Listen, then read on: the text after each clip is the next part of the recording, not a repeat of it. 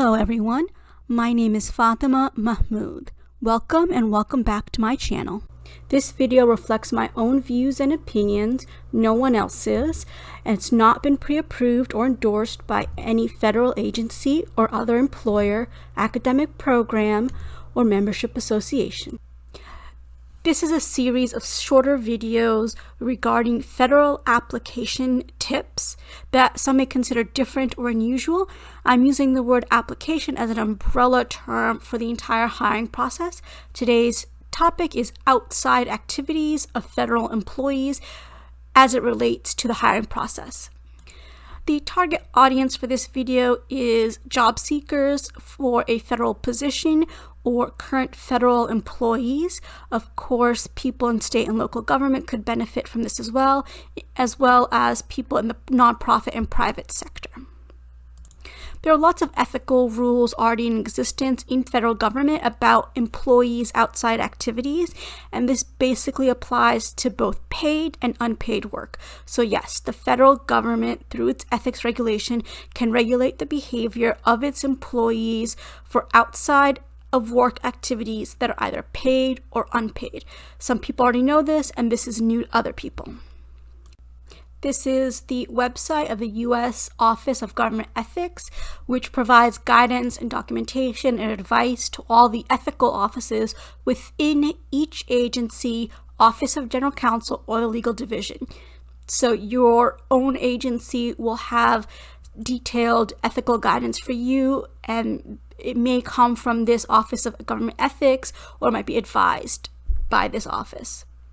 So one of the things I always hear in my career is public service is a public trust, requiring employees to place loyalty to the Constitution, the laws, and ethical principles above private gain. We have had several years of the public having varying views on their trust in government, but essentially if you have a federal career, you're going to hear this more often than one, that public service is a public trust. From this webpage, I found their ethical conduct sort of summary manual, and if you go past the table of contents, section 5 is about outside activities. So briefly, I'll mention it here, but I'm providing all the links in the comment description below. So an outside activity could be prohibited by a law or regulation that applies to your agency, or it might present a conflict of interest or raise a question of impartiality in the performance of your duties. So impartiality is a word I hear a lot in my federal career, that even the appearance of impartiality is a concern. Several laws and regulations restrict specific types of outside activities.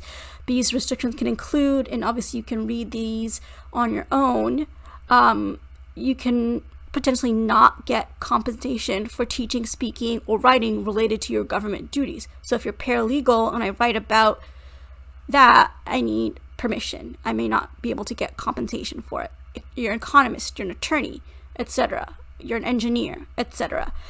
You could, if you're representing people, like you have a lawyer position, you could be prohibited from representing people.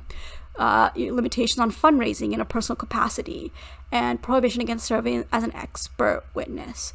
So the key thing here is that it's paid and unpaid, and that the agencies may require their employees to obtain prior approval before engaging in specific outside activities.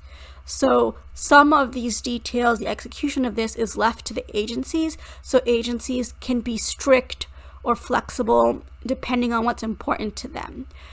Later on, I might do a much larger outside activities video regarding various concerns people outside and inside the government need to have about that, but this is meant to be short. And also online, there are various other examples that I'll show you. So here at the DOJ, they spell certain things out on their public-facing website. They say employees required to obtain written approval before engaging in any outside employment that involves a subject matter that relates to the responsibilities of his component. I think of that as like duty. And they go on for other details. So here, commerce.gov displays their information in this nice sort of chart, and it talks about businesses, legal services, teaching, speaking, that comes up a lot, and recusal from matters. And then here at NIH, they have this whole, so this is the ethics program sort of booklet on which forms to fill out. And this is just about filling out forms, and there's about 2 forms. And then there's a separate NIH policy, and that manual has a chapter, and that whole chapter relates to outside activities. So we're not even seeing their whole description. We're just seeing their explanation of how to fill out 2 forms. So this just gives you an example of how detailed it can be in government or how bureaucratic it can be in government. When might this come up for you? You are a person that has no prior federal experience, and you've been through the application and interviewing and hiring process, or you're a federal employee and you're transitioning from one agency to another, or within one agency, one office or department to another. So sometimes what happens, and this is sometimes an approach, that the program office, the place that's actually going to hire you, that you're going to work in, they call you with the job offer. And it's just one person, maybe the head person in that office, saying, we'd like to offer you this job. Before we give it to human resources or human capital for the salary, would you be interested in taking this job, even a little bit? So they want to know that before they put this in the next step and take up the time of human relations, human capital, to contact you. If you say yes, you are seriously interested in considering this job offer, then you might got a separate email, separate phone call from a human resources, human capital person that says, here is a salary that we can offer. And at that stage, you may start to negotiate your salary, and you take some time, do some research, call back, and negotiate your salary. So in this situation, I'm bringing this up because you're either a new federal applicant or you're an existing federal employee. Let's say you already have something that you do on the side. You already have something that is considered by government regulations an outside activity, and you want to continue it. You do volunteer work, you do a side business, you rent out a building that you own, you rent out a room in your house, you do Airbnb or something like that. All those types of things may require approval. So at this stage, you might say to the program office, hey, I have an outside activity that the government may believe that it should be pre-approving for me. Can you put me in touch with a direct contact at your ethics office so I can run this by them?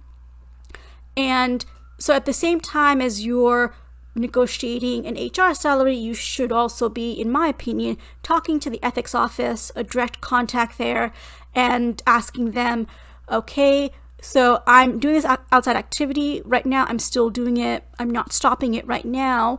At what, hypothetically, does this need to be pre-approved? And if they say yes, it needs to be pre-approved, you can ask them about timing. So, can I keep doing it until my official on-board date? Or do you need me to fill out and submit the forms ahead of time? If I submit the forms before my on-board date and I start working and you haven't given me an answer or approval, can I still continue this, or do I have to have a pause in my outside activity? You may naturally have to have a pause because maybe you're juggling a couple things and you're transitioning into a new job, or you could be continuing your outside activity with no problem. You just have to balance and figure out the timing of all of this, and you need to talk to ethics in addition to negotiating your salary.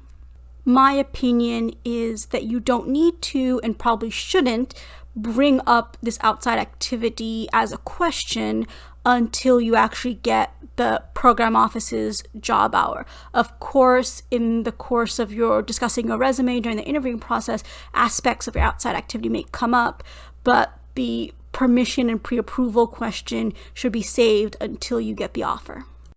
I've wanted to do this short video on outside activities for a while now, especially for people who are working in sectors like nonprofit or private, where there's no concept or very little concept of my stuff outside of work, if it's paid or unpaid, if it's volunteer or not, still needs to be pre-approved by my employer.